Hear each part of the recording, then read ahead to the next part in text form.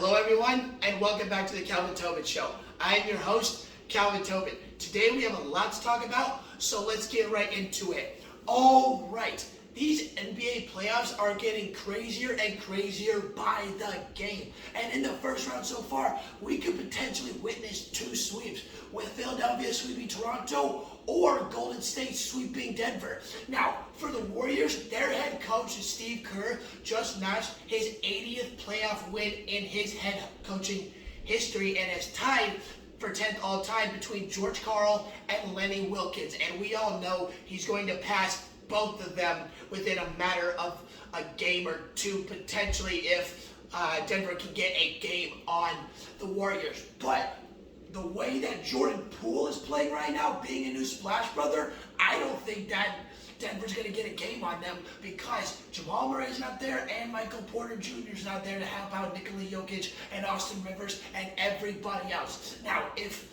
those two were in and they got that chemistry back, this would be an entirely different series, and it would potentially be a 6 or 7 game series. But because of those two guys being gone and absent in this series, I do believe that Golden State is going to sweep Denver in the first round. But what is up with Jordan Poole? Ever since he's been in this playoff, he has been a superstar, and now we got, like I said earlier, we got a new Splash Brother. It ain't a duo anymore. It is a trio with Steph Curry, Klay Thompson, and Jordan freaking Poole. And Jordan Poole has got like 70 plus points, like 75 points right now through his first 3 games in the playoffs. His first time ever being in the playoffs, and he's doing this. Golden State is about to continue its dynasty with what Jordan Poole has become through this year. But also, with most improved player, it's going to be very hard to decide because of what between Ja Morant and Jordan Poole, based on what they've done this year. Ja Morant turning Memphis into a superstar team and getting nearly 60 wins. They were just above 500 last year, and then they just had a huge jump of what Ja Morant did. And he jumped up nearly 9 points per game from 18 to 27. Absolutely nuts for Ja Morant. And like I said, for Jordan Poole, if he continues to do what he's doing in the playoffs, and I do believe there's a good chance that whoever is more dominant or looks more dominant in the playoffs, that's more likely of who's going to win, Jordan Poole or Ja Morant. Like, whoever's more dominant, I do believe that that person is going to win Most Improved Player. Now, speaking of crazy, at the grade A, Alex Ovechkin has just done something that only 2 other players in NHL history have done, which is get 9 seasons worth of 50 goals or more.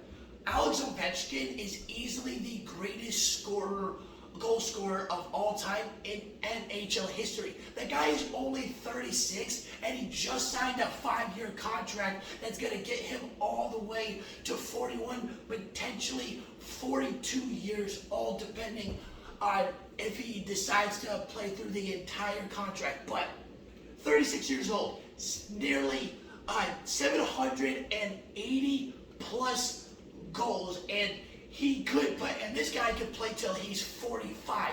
Alex Ovechkin is going to have 1,000 goals. He's going to make Alex Ovechkin's goal record look bad when his career is all said and done. And that just shows you how great Alex Ovechkin is, and he just continues to pile on his greatness throughout his career. Now, what is he going to end up with? In my opinion, if I had to make a prediction right now of how many goals that Alex Ovechkin is going to end up with, if he plays till 41 years old, which is about around the time his contract, as I say, he could get 1,037 goals. And let's just say that's the last season. That's my prediction. 1,037 goals for Alex Ovechkin at the end of his career. And But it's crazy because the dude is 36 and still averaging 45 and a half goals through every season throughout his career. That's more than Gretzky did in his career. He averaged 40, just under 45. It was like 44.7. It was very, very close. But still, Alex Ovechkin, completely ridiculous. Then what else is ridiculous? Tampa absolutely smacking and annihilating the Toronto Maple Leafs. Yes, Austin Matthews wasn't in the game, and there was the backup goalie in, but still, this showed that the Tampa Bay Lightning are in playoff mode, and what this means for them, if they did what they did, let alone it being the backup goalie, but still putting 8 goals on such a dynamic, offensive, skilled team in Toronto. They just did this because Toronto just beat Tampa a couple weeks ago, 6-2, and Tampa returned the favor by beating them 8-1. Now, if it's gonna be though between those two games, if it's gonna be like those kind of games back and forth, this series could very easily go because it is inching more and more towards the playoffs, and Toronto facing Tampa is most likely going to happen in the first round. Now, can Toronto, they haven't got past the first round since 2004. Since 2004. Can they push back the Lightning just as much as they did when they won 6-2 a few weeks ago? Because what Tampa did the other night against them, it shows that Toronto is still not that team when it comes to the playoffs, and they cannot go to that extra level like Tampa has the last few years.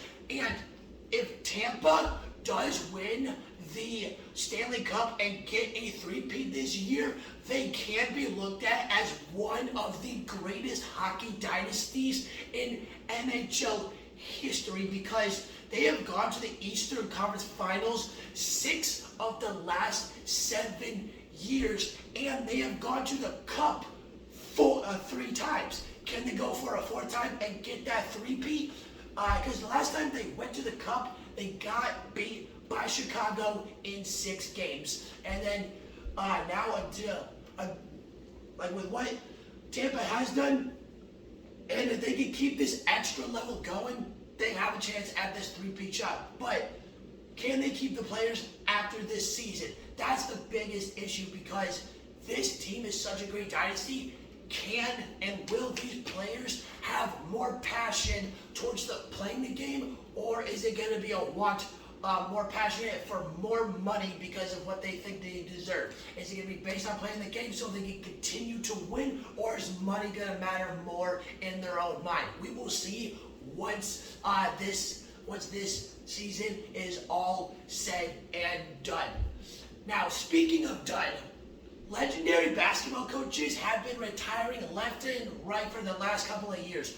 Roy Williams of North Carolina retired last year, and Jay Wright and Coach K retired this year. Now, what all 3 of those coaches have done for each and every single one of those schools, especially Coach K, I believe will never be done ever again, because these guys spent each 20-plus seasons at each of these schools, and they turned each and every single one of these and made these colleges like a college dynasty because of how much they can win. And now Jay Wright is officially retired from basketball, and Kyle Neptune is the new head coach of the Villanova Wild.